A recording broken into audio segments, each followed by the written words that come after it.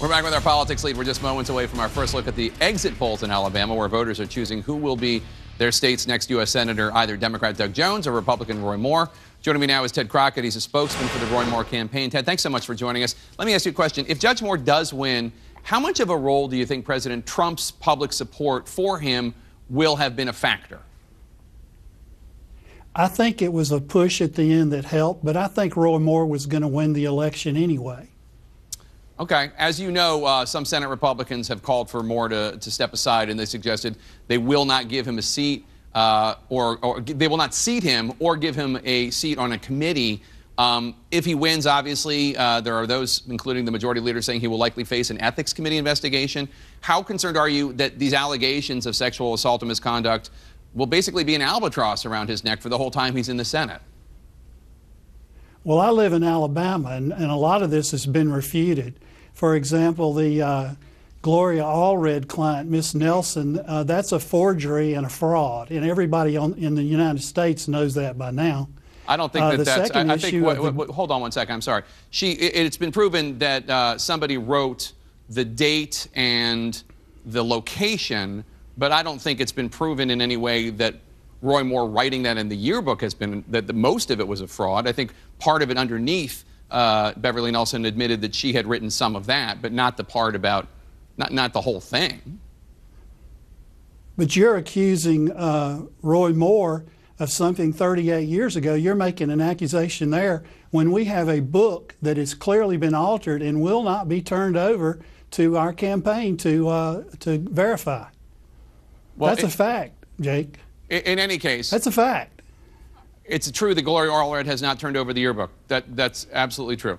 Correct. But my question for you was, is that how concerned are you that these charges, I mean, there will be an ethics investigation in the Senate. I'm not. You're not concerned at all? Each issue he has taken it, no.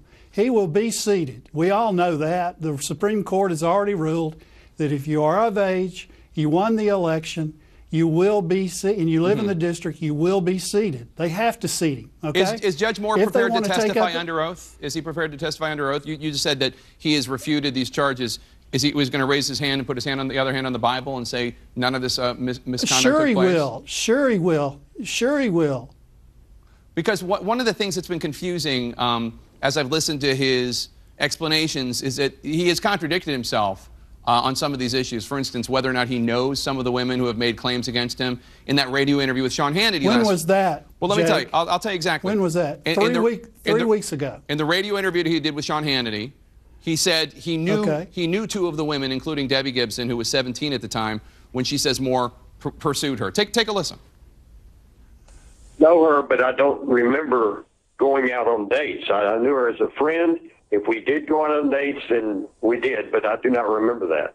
He knows her, but he doesn't remember going on dates. But in an interview on Sunday of this week with the Voice of Alabama, Judge Moore denied knowing any of the women, including Gibson, who was shown in an ad released by his opponent, Doug Jones. Take a listen.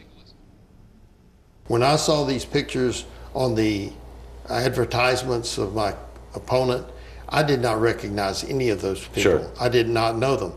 So did he know them or did he not know them? Because we've gotten different messages. Jake, this is a smear campaign. That's all this is. What is? Doug Jones is a lawyer. This is the only thing he understands. Lawyers are like this, okay? Washington Post, Gloria Allred. This is simply a smear campaign of accusations. That's all it is. Well, Roy Moore's going to win this election tonight. I'm just asking. The people of Alabama understand that. I'm just playing Roy Moore's words. They understand it. I'm playing Roy Moore's words. In one, he says he knows one of the accusers, and the other one, he says he doesn't know any of the accusers. He said if. He said if. He said if what? He said if. We were all gobsmacked when this story hit, Jake. It takes a while when you have pain like that come after you and you're being lied about and you go on the radio within 24 hours or TV. He used the word if, okay? All you're trying to do is smear the man. Everybody in Alabama knows that. We're voting today. We're going to vote for Roy Moore. We're tired of this. We're ready for Merry Christmas, Jake. So here's the thing. I get that you want to make this about the Washington Post and the elite media and all that. I'm not really knocking you, Jake. I'm not. I'm just asking questions. The 9 women who have accused the judge, are all Alabama women, and there are a lot of prominent Republicans, including Republicans from Alabama, who have said that the allegations they think are credible, including Senator Richard Shelby. Not the majority. I'm talking about Republican leaders in Alabama. Shelby, Attorney General Jeff Sessions, the Alabama governor, Kay Ivey. You can always cut a sheep out of the herd. You can always do that. These aren't sheep. Do. These are shepherds. These are leaders of the Republican Party in Alabama. Just take a listen.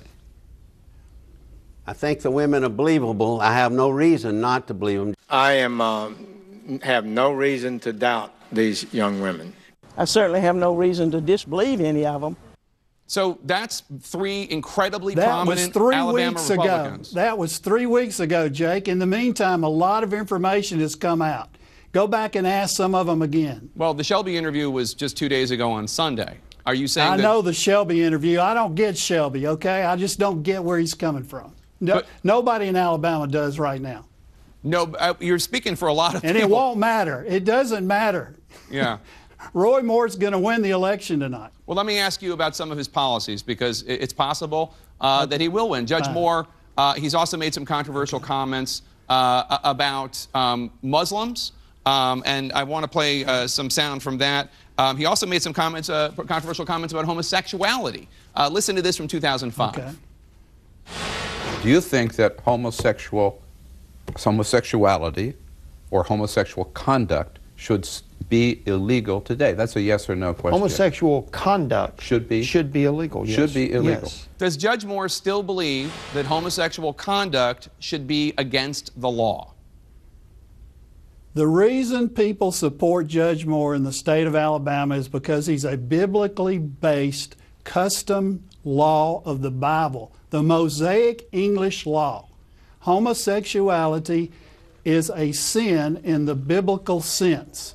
That is where Roy Moore is in the state of Alabama. Well, does he believe that the Christian Bible should be the law of the United States of America?